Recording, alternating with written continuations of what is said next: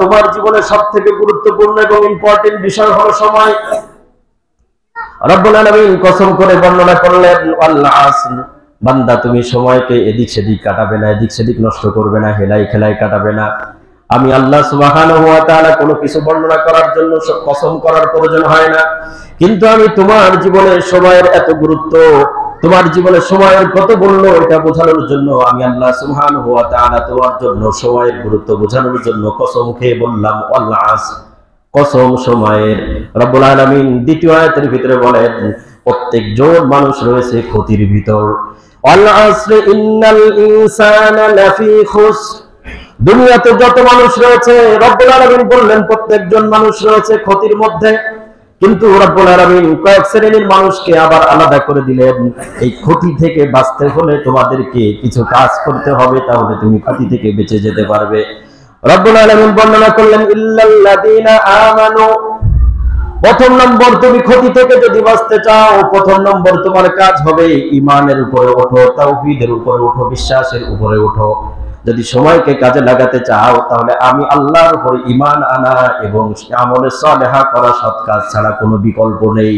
তোমার জীবনে সময়কে কাজে লাগাবে ঈমানের মাধ্যমে আর আমি আল্লাহ তাআলার বিধানের পালনের মাধ্যমে। একটা বছর আমাদের থেকে অতিবাহিত হয়ে গেল, সময় গিয়েছে, কিন্তু আমি সামনে আলোচনা যাচ্ছে না। এই সূরা যদি তাফসীর করা শুরু করা হয় 1 সপ্তাহ লাগবে, লাগাতার প্রতিদিন 1-1.5 ঘন্টা আলোচনা করলে যে এই 3 আয়াত শেষ করা যাবে। শুধু প্রথম নম্বর শব্দ আল আসর, ইংরেজি নববর্ষ পালন করবেন, ভালো কথা পালন করেন, আমার কোনো আপত্তি নেই। একটা বছর সময় কিন্তু আপনার সামনে দিয়ে অতিবাহিত হয়েছে। আপনি একটু সময় একটু লক্ষ্য করে দেখেন, রবের ভাষায় আল্লাহ সুবহানাহু ওয়া তাআলা যে বললেন, মানুষ তুমি যদি ঈমান ও সৎ কাজের মাধ্যমে নিজের জীবনকে অগ্রগতির দিকে নিয়ে যেতে পেরেছো বলে মনে করো, তাহলে তুমি কিন্তু ক্ষতি থেকে উঠে আসতে পেরেছো। আর যদি মনে করো যে না, একটা বছর সময় তো আমার তেমন খুব ভালো রবের কাজে লাগেনি, আল্লাহর কাজে লাগেনি, আল্লাহর কাজে আসেনি, আমার দ্বারা 5 ওয়াক্ত নামাজ ঠিক মতো পালন করা যায়নি, রমজান মাসের রোজার হক আর অধিকার আদায় করে আমার দ্বারা রোজা রাখা সম্ভব হয়নি, যাকাত ফরজ হয়ে থাকলে আমি যাকাতটা পরিপূর্ণভাবে ইসলামিক রীতি অনুযায়ী বৈধ সম্পদের মাধ্যমে আদায় করতে পারিনি, কুরবানি আমি রবের সন্তুষ্টির জন্য পরিপূর্ণভাবে দিতে পারিনি, হজ যদি ফরজ হয়ে থাকে আমার দ্বারা কোতাহি হয়েছে, আমার দ্বারা ত্রুটি হয়েছে, তাহলে তুমি তো ক্ষতির ভিতর রয়েছো। তোমার দ্বারা আবার খুশি পালন করা কোন হিসেবে সম্ভবপর হয়? কথা বলে ঠিক না?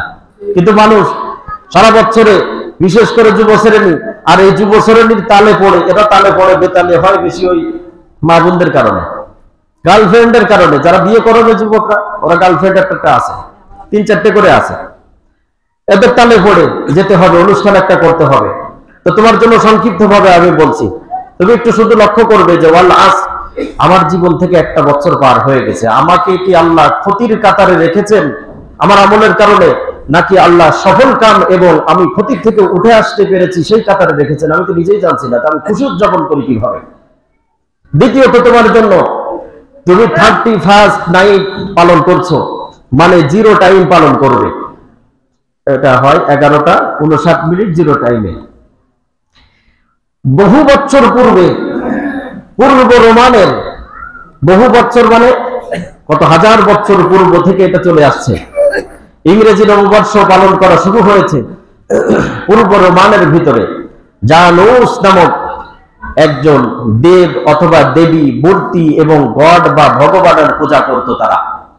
রোমান সভ্যতার ভিতরে এই জানুস পরবর্তীতে ল্যাটিন আমেরিকাতে এসে এই ইংরেজি শব্দ এসেছে, এটা জানুস অথবা জানুয়ার।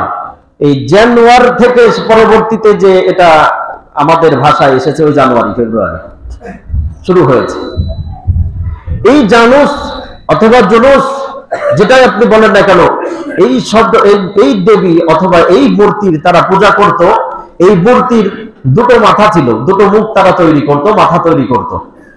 একই বডিতে 2টো মুখ তারা তৈরি করত। এক মুখ থাকতো এদিকে আর এক মুখ থাকতো আর এক দিকে। যখন তারা বছরের শেষ দিবস চলে আসতো, অর্থাৎ ডিসেম্বর মাস শেষ, 31 তারিখ এসে গেছে, এখন 31 তারিখে আপনার রাত্র 11:59 মনে করেন এখন পূজা করা শুরু করেছে। এদিকের মুখটাতে তারা যে সামনে রেখে এবার পূজা করে তাদের ধর্ম অনুযায়ী, হে আমাদের ভগবান অথবা আমাদের মূর্তি, আমাদের ঈশ্বর, আমাদের কাছ থেকে যে একটা বছর অতিবাহিত হয়েছে, এদিক সেদিক যাই হয়েছে, আমরা তোমার কাছে এগুলো থেকে আমরা পানা চাচ্ছি, আমাদের ক্ষতি থেকে তুমি হেফাজত করো, আমাদেরকে পূর্বেকার পরিপূর্ণ কল্যাণ আর নিয়ামত আমাদেরকে দান করো। 1 মিনিট পূজা করলো, 1 মিনিট পূজা করার পরে এখন 12টা বেজে গেল, জিরো টাইম এবার অপার মুখের কাছে গেল, অপার মুখের সামনে যে এবার পূজা করা শুরু করলো। আমরা নতুন বছরে পদার্পণ করেছি, অতএব আপনি আমাদের এই আগত নতুন বছরে সমূহ কল্যাণ এবং পরিপূর্ণ বরকত আমাদেরকে দান করবেন। কোন মুসলমানের সন্তানের যদি ন্যূনতম জ্ঞান থাকে, ন্যূনতম যদি তার কাছে বুঝ আর বুদ্ধি থাকে, যদি সে ব্যক্তি বিকারগ্রস্ত না হয়, অপরকৃতিস্থ না হয়, তার যদি কোনো মেন্টালি সমস্যা না থাকে, তাহলে কখনোই বিজাতীয় সভ্যতা, শিরকি কার্যক্রম এবং এই মূর্তির নামে পূজার অনুষ্ঠানকে মুসলমানের সন্তান কখনো পালন করতে পারে না। কথাগুলো ঠিক না? কিন্তু এমন এক সভ্যতা চলে এসেছে, বলছে এটা একটা সভ্যতার ফ্যাশন। কিসের সভ্যতার ফ্যাশন?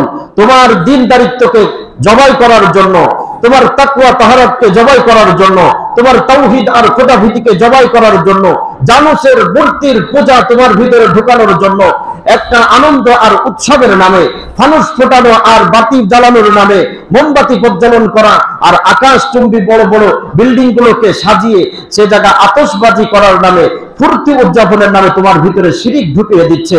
সাথে সাথে তুমি তো ঈমান হারা হয়ে যাচ্ছ, তুমি বুঝছো না। তুমি বলছো যে জাস্ট এনজয়, হুজুর একটু এনজয় করতে গিয়েছিলাম, কিন্তু সূক্ষ্মভাবে তোমার ভিতরে ঢুকিয়ে দেওয়া হয়েছে মূর্তির উপাসনা, তোমার ভিতরে সূক্ষ্মভাবে ঢুকিয়ে দেওয়া হয়েছে তাওহীদ থেকে বের হয়ে যাওয়া, একত্ববাদ থেকে বের হয়ে যাওয়ার একটা সুন্দর একটা পরিকল্পনা তোমার ভিতরে ঢুকিয়ে দিয়েছে, অথচ তুমি সম্পূর্ণভাবে বুঝতেই পারো না। রব্বুল আলামিন তাই বললেন, তুমি খুশি উদযাপন করবে তো তখন যদি তোমার এই একটা বছর সফল কামের কাতারের ভিতরে নাম আসে, খাতায় তোমার নাম লেখা হয় যে বান্দা তুমি খুশি উদযাপন করবে, ভালো কথা। কিন্তু পরিপূর্ণভাবে তুমি ঈমানের সাথে তাকওয়া আর তাহারাতের উপরে একটা বছর পালন করতে পেরেছো।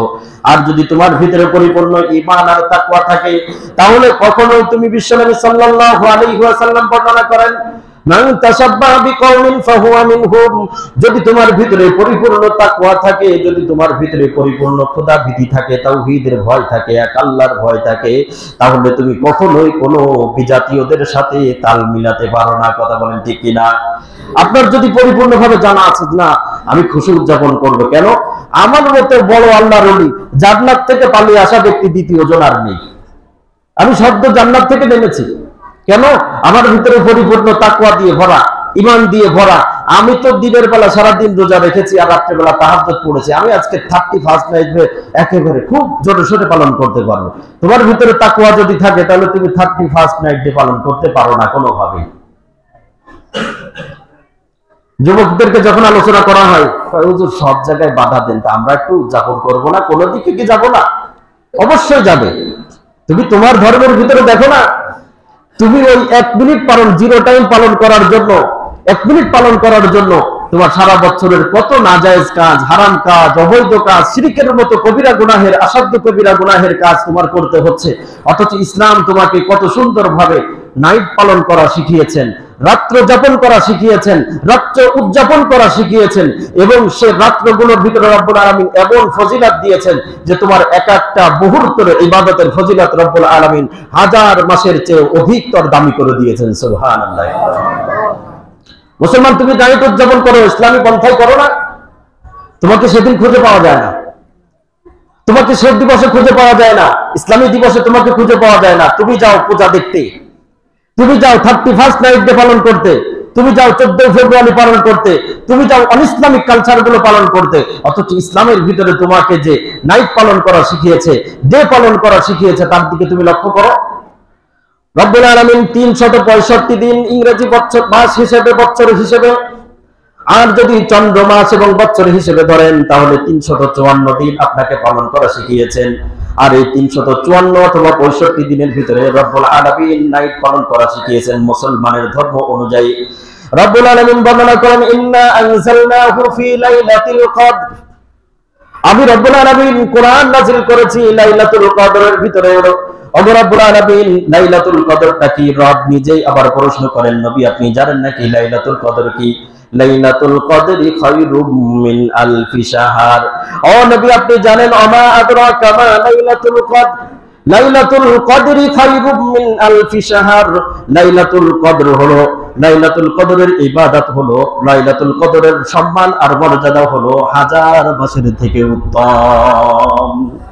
একজন বান্দা তাফসীরের কিতাবের ভিতরে লিখেছে, একজন বান্দা সুস্থ অবস্থায় দাঁড়িয়ে নামাজ পড়ছে, 2 রাকাত নামাজ পড়েছে লাইলাতুল কদর।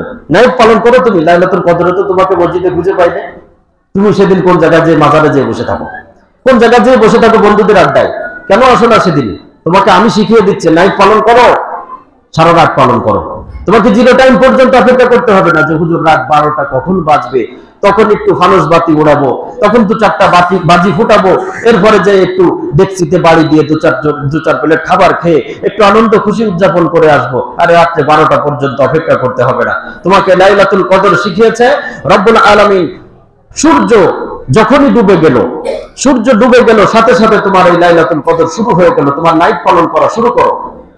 তাফসীরের কিতাবের ভিতরে লেখে, একজন বান্দা সাল্লা রাকাতাইন কাঈমান, কোন একজন বান্দা এই লাইলাতুল কদরের ভিতরে 2 রাকাত নামাজ পড়লো, দাঁড়িয়ে দাঁড়িয়ে নামাজ পড়লো, রব্বুল আলামিন সঙ্গে সঙ্গে ফয়সালা করেন, আমার এই বান্দার আমলনামায় 1000 মাস যাবত দাঁড়িয়ে 2 রাকাত নামাজ পড়ার, সালাত আদায় করার নেকি লিখে দাও। এখন একজন বান্দা অসুস্থ হয়ে মসজিদে এসেছে, নামাজে দাঁড়িয়ে নামাজ পড়া তার সক্ষমতা নেই, সুযোগ নেই। রব্বুল আলামিন বর্ণনা করলেন, কাঈদান, তুমি দাঁড়িয়ে নামাজ না পড়তে পারলে সমস্যা নেই, তুমি বসে পড়ো।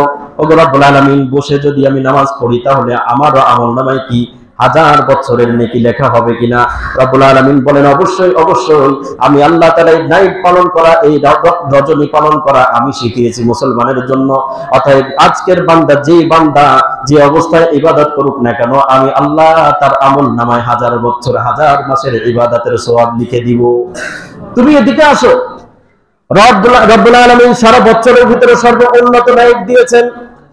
বিশ্বনবী সাল্লাল্লাহু আলাইহি ওয়াসাল্লাম বর্ণনা করেন, আমি আরো কতগুলো নাইট তোমাদের জন্য দিয়ে যাচ্ছি। বিশ্বনবী মুহাম্মদুর রাসূলুল্লাহ সাল্লাল্লাহু আলাইহি ওয়াসাল্লাম বলেন, রব্বুল আলামিন সারা মাসের ভিতরে, সারা বছরের ভিতরে 2 রাত্র দিয়েছেন, বিশেষ 2টি রাত্র, লাইলাতুল ঈদাইন, ঈদের 2টি রাত্র দিয়েছেন উদযাপনের জন্য। বিশ্বনবী মুহাম্মদুর রাসূলুল্লাহ বর্ণনা করেন, যে ব্যক্তি রাত্রে 2 ঈদের রাত্রে রব্বুল আলামিনকে রাজি খুশি করার জন্য দাঁড়িয়ে দাঁড়িয়ে নামাজ আদায় করলো, ইবাদত করলো এবং রাত্রি যাপন করলো, কিয়ামতের দিবসে রব্বুল আলামিন তাকে বিশেষ মর্যাদায় সম্মানিত করবেন। তুমি এই 2টো রাত্রি পালন করো।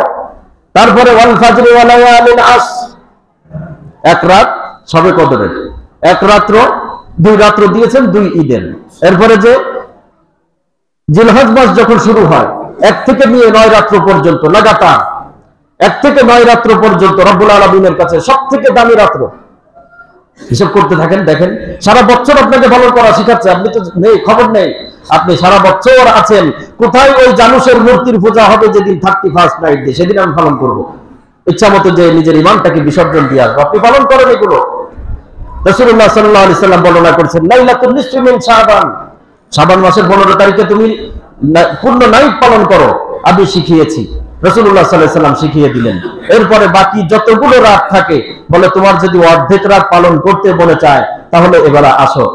রব্বুল আলামিন বললেন, ওয়া মিনাল লাইলি ফাতাহাজ্জাদ বিহি নাফিলাতাল লাক, বান্দা তোমার যদি ওই বিজাতীয়দের ন্যায় অর্ধরাত্র পালন করতে মনে চায়, যে আল্লাহ আমি সারা রাত পালন করতে পারবো না, আমাকে অর্ধেক রাত দান করেন, তাহলে সারা রাতের জন্য আমি যে কয়েকটি রাত দিয়েছি, 13-14টি রাত দিয়েছি, ওগুলো বাদ দাও না, বাদ দিয়ে হলো প্রতিদিন তুমি আসো, অর্ধেক রাত পালন করো। আমিনাল লাইলি ফাতাহাজ্জাদ বিহি নাফিলাতাল লাক, ও আমার বান্দা তোমার জন্য প্রত্যেক দিন রাত্রে তুমি রাত 12টা 1টার পরে ওঠো, উঠে দাঁড়িয়ে যাও, জানামাজে দাঁড়িয়ে যাও।